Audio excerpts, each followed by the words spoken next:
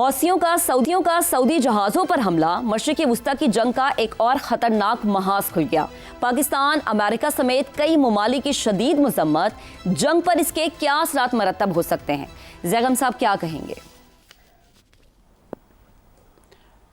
Iran की जिस हिकमत अमली पर हम बहुत दिनों से बात कर रहे थे, ईरान जिसका इंदिया दे रहा था, धमकियाँ दे रहा था, बिलाखिर ईरान ने उस पर अमल दरामद कर दिया है। तो जंग का एक ख़तरनाक फैलाव हमारे सामने आया है। देखिए, ईरान की पॉलिसी ये रही है कि एक तो जुग्राफियाई तौर पे जंग को फैलाया जाए, ज़्यादा से ज़्यादा मुल्कों तक इस जंग को फैलाया जाए, जिसको कहते हैं हॉरिजेंटल एस्केलेशन। तो आपने देखा कि वो भी उसने किया है कि उर्दन तक वो चला गया है कि तकरीबन 11 मुल्क लपेट में आ चुके हैं इसकी। दूसरी तरफ जो दूसरी उसकी पॉलिसी रही है कि जंग के मैदान को माशी मैदान में ले जाया जाए, जिसको वर्टिकल एस्केलेशन कहते हैं। तो उसमें भी हम देख रहे हैं कि तवानाई के निज़ाम को मुतासर करने का जो अमल था, उसको एक चोक पॉइंट से दूसरे चोक पॉइंट तक ले गए हैं, यानी हुर्मुज़ से बाबल मंदब तक, जो दुनिया की दूसरी अहम एनर्जी की, तवानाई की, तेल की गुज़रगाह है। अब सऊदी अरब के लिए इसका तो बहुत ज़्यादा अहमियत है, क्योंकि सऊदी अरब की मुतबादिल बंदरगाह यंबा की जो पोर्ट है, उसके जहाज़ तेल लेकर जाते थे। पाइपलाइन की वजह से सऊदी अरब ने तेल वहाँ मुंतकिल करना शुरू कर दिया, 70% से ज़्यादा, और उस पोर्ट से सऊदी अरब का तेल दुनिया में जा रहा था, और ये तेल को, इस तेल के बड़े हिस्से को गुजरना पड़ता है बाबल मंदब से। तो सऊदी अरब के लिए ये रास्ता ईरान ने चोक कर दिया। लेकिन क्यों किया? सवाल तो ये है कि सऊदी अरब तो तमाम तर प्रोवोकेशन के बावजूद, हमलों के बावजूद मुसलसल ये कोशिश करता रहा है, और पाकिस्तान उसमें शामिल होता रहा है कि वो जंग में शरीक ना हो।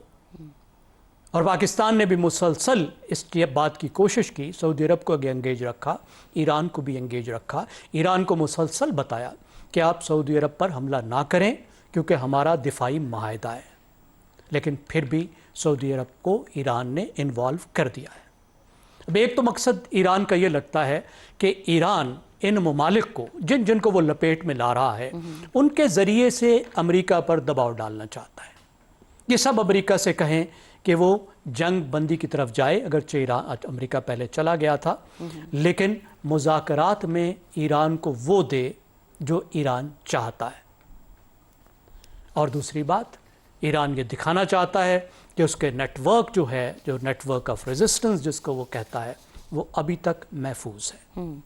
अब आप देख रहे हैं कि इसका फौरी नतीजा ये निकला है कि दुनिया भर में तेल की कीमत बढ़ने लगी है। बिल्कुल, क्योंकि जो तेल वहाँ से निकलेगा, उसको अब 4 हफ्ते ज़्यादा सफ़र करना पड़ेगा एशिया तक पहुँचने के लिए। और हूतियों ने कोई बड़े बड़े मज़ीद हमले नहीं करने, उसकी ज़रूरत नहीं है। चंद जहाज़ों पर हमले करने से ही जो पूरी दुनिया की शिपिंग लाइन्स हैं मुतासर हो जाती हैं। जहाज़ इनकार कर देते हैं, जहाज़ों की जो इंश्योरेंस होती है वो बहुत ज़्यादा बढ़ जाती है, तो अमली तौर पर वो रास्ता बंद होकर रह जाता है। लेकिन आप देखें, ईरान ये नहीं देख रहा कि इसकी कीमत क्या है।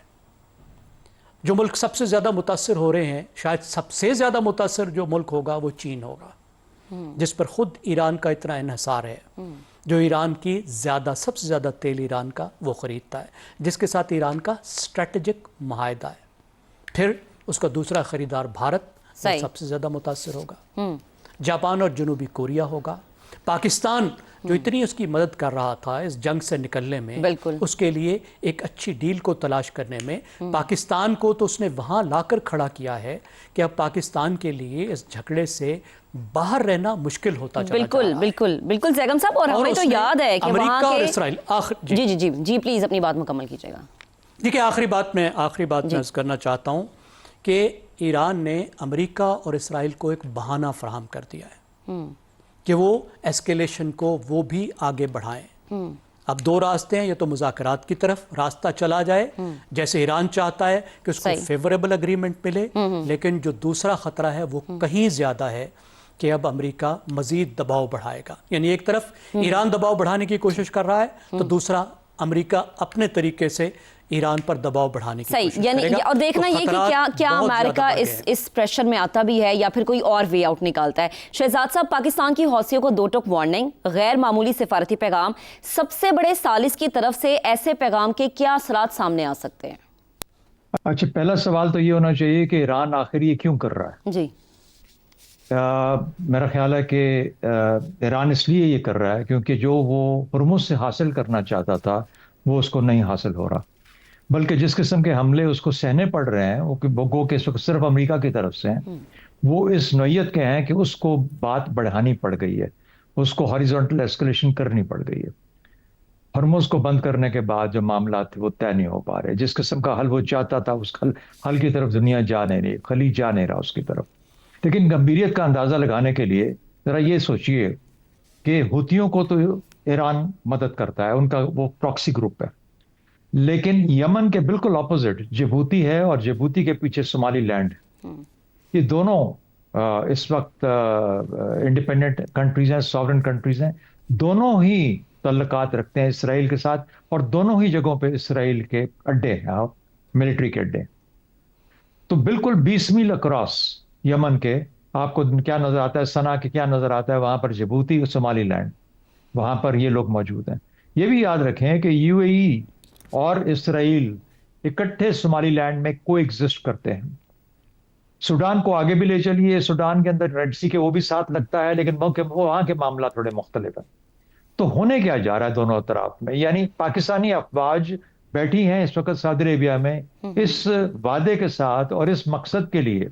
पाकिस्तानी अफवाज उसमें हवाई भी हैं, उसमें बहरी भी हैं, उसके अंदर बर्री हमारी जमीनी अफवाज भी हैं। क्या मकसद है कि रेड सी के ऊपर जो सऊदी अरेबिया का जो जो जो रिक्वायरमेंट है उसको डिफेंड किया जाए, उसके इंटरेस्ट को डिफेंड किया जाए। हुतीज अगर उसको करते हैं, अटैक करते हैं सऊदी शिप्स को या सऊदी इंटरेस्ट को, तो फिर पाकिस्तान मजबूर हो जाता है उसके अंदर हिस्सा लेने के लिए। इसके लिए पाकिस्तान की तरफ से वार्निंग गई है कि या पाकिस्तानी फ्लैग कैरियर या सऊदी अरब के ऊपर किसी किस्म का कोई हमला पाकिस्तान बर्दाश्त नहीं करेगा। जल्द ही हम उस जगह पे पहुंच रहे हैं जहां पर पाकिस्तान को हुतियों के ऊपर डायरेक्ट अटैक करने की जरूरत पेश आएगी।